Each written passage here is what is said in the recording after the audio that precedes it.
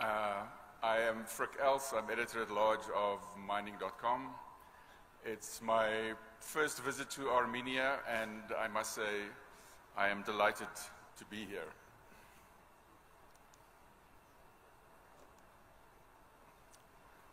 First of all, I have to ask you to forgive me for displaying these awful AI-generated images. Apparently, if you prompt AI and ask them what is ESG in mining, this is what it thinks it is. Solar panels down the bottom of your pit, and lots of flowers, apparently, and lovely sunsets. So, the world of ESG investing is changing. So, any self-respecting presenter has to have a picture of the US president and preferably his hair blowing in the wind. So there you have it. The US has experienced 11 quarters of outflows of ESG funds. The same is now happening in Europe. At the same time, BlackRock, which is the world's largest investment manager with trillions under management, has now, in the past, 47% of shareholder proposals to do with ESG. That has now fallen to only 4% of approvals by BlackRock.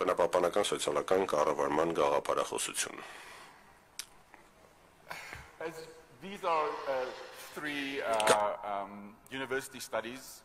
The first one is the Harvard Law School presented this. They were asking the question, did ESG reach its peak in 2024? Usually, if you ask that question, the answer is yes. On the right-hand side, your left, is a study done on Chinese companies asking what is the impact of an ESG rating on corporate financial misconduct. What they found was the ESG uncertainty, there is a positive correlation between that and financial misconduct. Now, that was Chinese companies. The middle study was European and US companies, 4,000 of them over a period of more than a year. And the question is, are better ESG companies in more controversies? Again, the answer was yes. They found that good ESG scores leads to media scrutiny, and media attention leads to controversies for people, for companies with high ESG scores. And as a representative of the media, mea culpa. The next step then is to ask, why do good deeds go punished?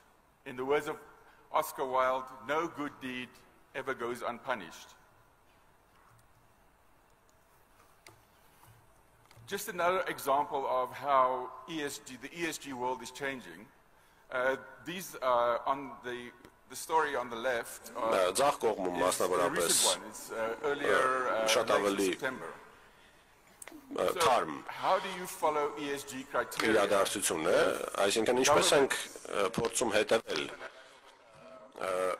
Բսկը չափանիշներին, եթե կառավարությունները եւ վերպետական կառույցները խնդրում են իրողությունը փոխել։ Ես ներողություն եմ խնդրում մի քիչ տեխնիկական հատվածներ ներկայացնելու համար, բայց օրինակ կարող եմ ասել, որ Աֆղանստանի պատմությունը լավ օրինակ է, թե ինչպես են լրատվամիջոցները վերաբերվում հանքարդյունաբերությանը։ Երբ նրանց շահերից է բխում, նրանք հանքարդյունաբերությունը բարձրացնում են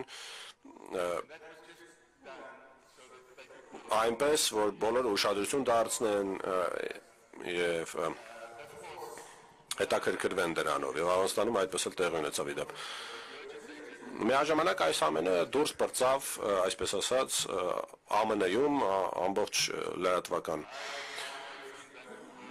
ցանցում, ես Վանկուվերում եմ իդեպ ապրում եւ աշխատում եւ մտածեցի, որ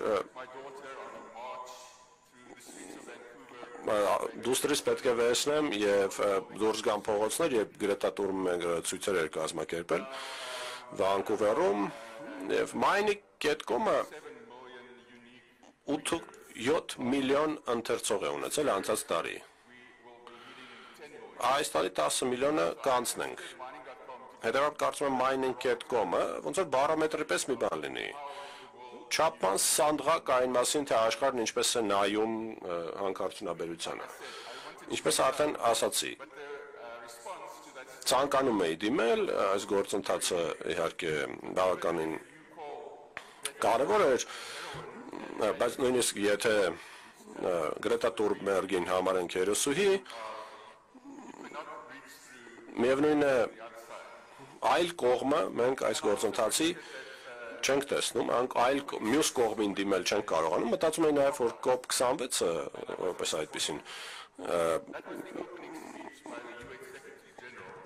կարևոր կլինի։ Իրեւ ՄԱԿ-ի գլխավոր քարտուղարը բացման խոսքն ասաց հանքարդյունաբերությունը պետք է դադարեցվի, դրանից ավելի աբսուրդ բան չէի լսել։ Այսինքն, ինչպես կարող ես էներգետիկ անցում իրականացնել հանքարդյունաբերության լիարժեք դադարեցմամբ։ Սա բացարձակ աբսուրդ է, բայց միաժամանակ շատ լավ օրինակ, թե ինչպես են մարդիկ վերաբերվում հանքարդյունաբերությանը։ Ես ասացի իհարկե, որ արհեստական բանականության մասին էլ կխոսեմ։ Սա ընդամենը մի պարզ հոդված էր, ասում էր, որ մի խումբ հանքարդյունաբերող ընկերություններ հիմա անցում են անում դեպի առաջադեմ արդի ժամանակակից հանք կամ հանքի կառավարում։ Այսինքն, եթե փորձենք հասկանալ, թե ինչպես է սինթեզվում ամբողջ մոլորակում առկա գիտելիքը, եթե փորձենք պատկերացնել, թե մարդիկ ինչ են մտածում հանքարդյունաբերության մասին, ոնց մարդկանց ընդհանրապես բերում արդյունաբերական ոլորտ աշխատելու։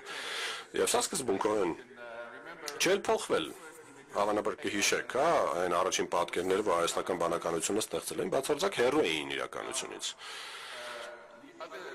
Հիմա հստակ ցուցադրում է, որ Nvidia-ի օրինակ շուկայական կապիտալիզացիան ընդգրկում է աշխարհի 50 խոշորագույն հանքարդյունաբերական ընկերություններին։ Nvidia-ն ակնհայտորեն, եթե հանքարդյունաբերությունը չլինի, գոյություն չի ունենա։ Եվ Nvidia-ն եւս 300 միլիարդ շուկայական կապիտալում ավելացրել է, բայց խոշորագույն 50 հանքարդյունաբերական ընկերությունները, որոնք կարելի ասել նստած են գլոբալ տնտեսության հիմքում, մնացել են անփոփոխ։ Մարդիկ ասում են արհեստական բանականությունը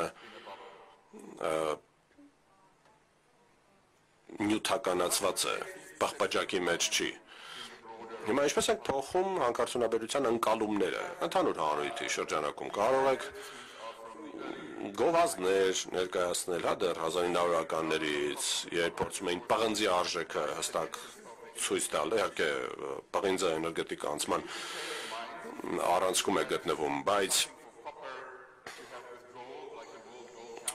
ասենք չգիտեմ, օրինակ պղնձի դեպքում դա հասկանալի է, բայց կա օրինակ ոսկու համաշխարհային խորհուրդ չէ եւ այսօր աշխատում է բոլոր ոլորտներում, այդ թվում շոու բիզնեսի, Elton John-ի հետ կապված ինչ որ հրապարակումներ են եղել եւ շատ թերահավատ եմ։ Ինչը ինձ վերում է վերջին սահիկին։ Սա առաջին կվանտումային հանքանյութերին է վերաբերում, ներդրումը կոդրը Պանամայում 10 միլիոն դոլար է, շատ ավելի շատ, քան ներդրված էր Պանամայի ջրանցքը բացելու համար։ Պանամայի ջրանցքը նպաստել էր Պանամայի ՀՆԱ-ի 5%-ով բարձրացմանը, 6000 աշխատատեղ, 50,000 հետո, եթե փորձենք բազմապատկել, եւ հիմա փակվում է, փակ է, 2 տարի կլինի արդեն, որ փակ է, նոյեմբերից։ Հոդվածս ասում է մոտենում է ավարտին, փակվում է, դա դեռ փետրվարին էր։ Ես ինչ ժամանակ անցկացրել եմ որոշ համայնքներում այս քննարկման ուղղությամբ Պանամային վերաբերող, այսինքն այս փակման ազդեցությունը փորձելով պատկերացնել։ Եվ քանի որ մենք հիմա համայնքների եւ հանքարդյունաբերության պանելային քննարկում ենք ունենալու, ներկայացնեմ ընդհանուր մտքեր սրա վերաբերյալ եւ ամփոփելով ասեմ, որ ԲՍԿ աշխարհը փոխվում է, բայց կարծում եմ բնապահպանական ստանդարտներն ընդհանուր առմամբ փոխհամաձայնեցված են։ Ինչպես եւ փոխհամաձայնեցված են կառավարման սկզբունքները, բայց հանքարդյունաբերական գործունեությունը համայնքներում միշտ բերում է փոփոխություն, ներհոսք, քանզի փոխվում է հասարակությունը։ Շնորհակալություն։